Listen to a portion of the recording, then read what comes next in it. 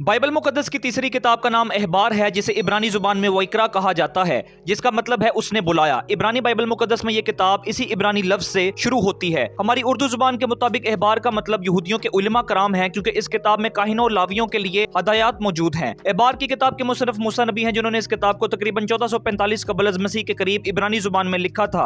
अहबार की किताब में कुल 27 अबवाब और 859 आयात मौजूद हैं। बनी इसराइल तकरीबन 400 साल तक मिस्र में गुलाम बने रहे और इस वजह से वो अपने हकीकी खुदा को भूलकर मिस्री देवताओं और मिस्री रसूमात को मानकर नापाक हो गए थे। इसलिए खुदा ने अपने बंदा मूसा नबी के जरिए अपने लोगों बनी इसराइल को तालीम देना शुरू की और उनके लिए इबादत, नजरानों, कुर्बानियों के अहकाम और पाकीज़गी और नापाकी के मुतल्लिक अहकाम बयान किए, ताकि वो उन हुक्मों पर अमल करके नापाकी से दूर होकर अपने खुदा के लिए पाक हो जाएं। अहबार की किताब खुदावंद यीशु मसीह को बड़े सरदार काहिन के तौर पर पेश करती है, जो हर उस शख्स को जो उन पर ईमान लाता है नापाकी से दूर करके पाक कर देते हैं। खुदा खुद अहबार की किताब में बराह रास्त कलाम कर रहा है। अहबार की किताब पर खुदा की तरफ से होने की मोहर लगी है।